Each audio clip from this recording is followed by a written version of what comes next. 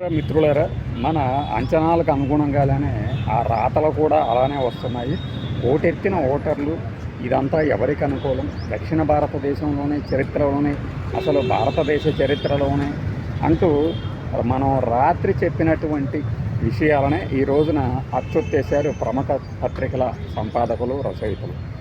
మీకేమైనా డౌట్ ఉంటే ఒకసారి చెక్ చేసుకోవచ్చు. ఇదంతా కూడా ఒక బ్యాక్గ్రౌండ్ ప్రిపేర్ అయిపోయింది అని నేను చెప్తే, మన సత్రకాయ మిత్రులు ఒకరు, నువ్వు కోడిగుడ్డు మీద ఈకలు పీకుతున్నావు అన్నారనమాట బాలకృష్ణలాగా. నేను అదే టోన్లో నువ్వు వెళ్ళి ఏరుకో అని కూడా చెప్పాను. మరి ఈ రోజున 92.73% పశ్చిమ బెంగాల్లో, తమిళనాడులో 84.85% చేరడం పోలింగు. అంటే గతంలో లేనిది ఇప్పుడు ఇలా ఎందుకు ఇంత పోలింగ్ పెరిగింది అంటే సింపుల్, మా పాలన అంటే అద్భుతంగా ఉంది, డబల్ ఇంజన్ రావాలని కోరుకుంటున్నారు, అందుకనే వేశారు. బ్యాక్గ్రౌండ్ ప్రిపరేషన్కి సరిగ్గా ప్లాట్ఫామ్ సెట్ అయింది కదా.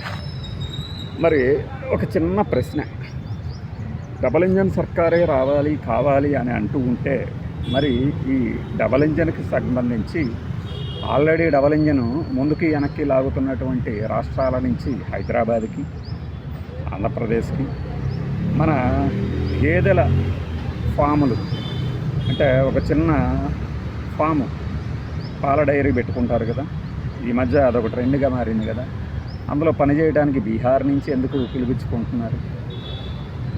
ఉత్తరప్రదేశ్ నుంచి, మధ్యప్రదేశ్ నుంచి వచ్చి ఇక్కడ టీ స్టాల్స్లో ఎందుకు పనిచేస్తున్నారు 10,000కి 12,000కి?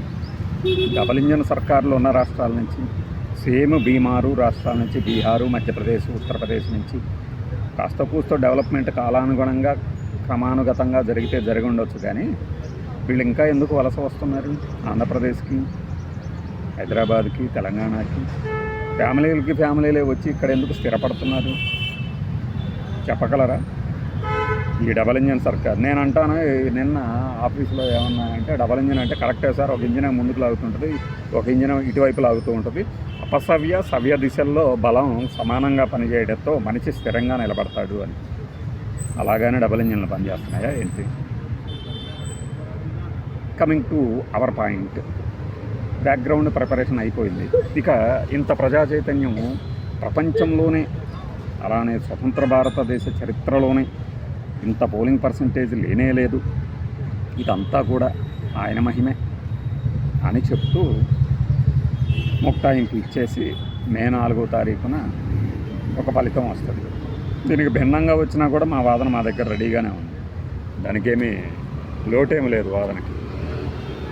కానీ పరిణామాల క్రమం చూడండి. ఓడిపోతారని తెలిసి ఒక బిల్లు, రాజ్యాంగ సవరణది తీసుకొచ్చి ఆ నెపం వారి మీద నెట్టేసేసి, ఆ తర్వాత ఫలితానికి అన్వయించే అద్భుతమైన వేదికను ఏర్పాటు చేసి, రాత్రంతా మనం చెప్పింది అదే కదా, ఈరోజు పేపర్లో కూడా ఓటెత్తారు ఎవరి కోసము, రాసేయచ్చు కూడా, అది కూడా బహుశా మే 4 దాకా రాయొచ్చు కదా, ప్రతిరోజు ఒకటే రకంగా రాస్తూ పోతే ఎలా అనుకున్నారేమో. కొన్ని బ్యాంకులో వేశారు, కంటెంట్ని బ్యాంకులో వేసి రోజు కొంచెం వాడుతూ ఉంటారన్నమాట. మోస్తాబా కానేని ముఖం పగిలిపోయింది, చీలిపోయింది అని కథనాలు వస్తున్నాయని ఈరోజు చూసుంటారు ఈ దినం. అది ఎప్పటిది? కనీసం 15 days బ్యాక్ స్టోరీ. డైలీ మెయిల్లో వచ్చింది, గార్డియన్లో వచ్చింది, ఇవన్నీ ఇంటర్నేషనల్ మ్యాగజైన్స్ అంటే వేరే దేశాల ఇంగ్లీష్ మ్యాగజైన్స్లో వచ్చిన కథనాలు. ఇజ్రాయెల్ టైమ్స్లో వచ్చింది.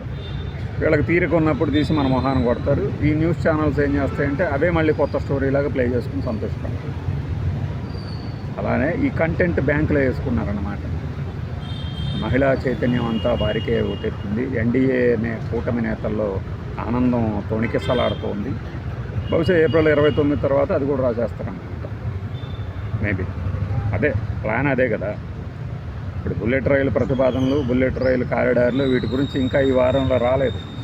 నెల ముగిసిపోతుంది, చివరి వారంలోకి వచ్చేసాం. ఏప్రిల్ 24 అంటే మరి పడాలిగా ఒక బుల్లెట్ రైలు.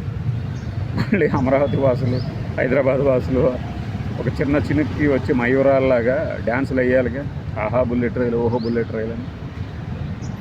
మన కథనాల గురించి ఎవరేమనుకుంటారనే ఇది అవసరం లేదు.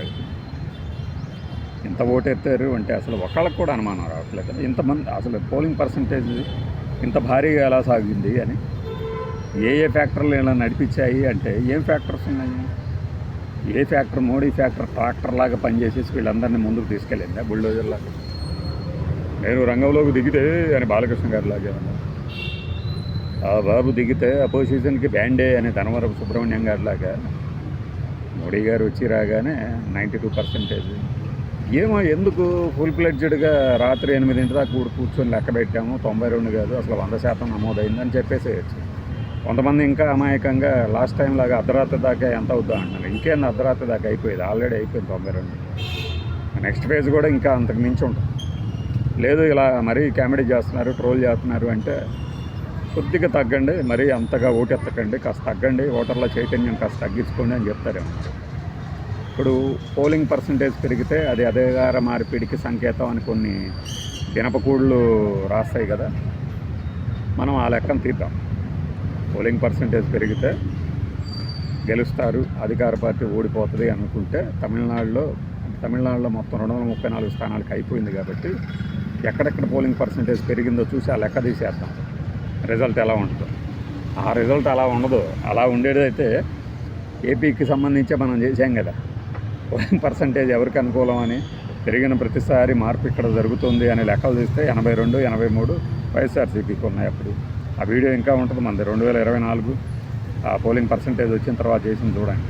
అలా జరిగింది ఆ ఫలితం. ఫైనల్ రిజల్ట్ అలా రాలేదుగా. అంటే ఏంటి, ఈవీఎంల ద్వారా బయటకు వచ్చే ఫలితాన్ని నమ్ముదాం. ఇవన్నీ మధ్యలో మనం టైంపాస్, ఊకదంపుడు, పల్లీ బఠానీ, పాప్కార్న్, పులిహోర న్యూస్ కింద టైంపాస్ చేసుకుంటూ చూద్దాం.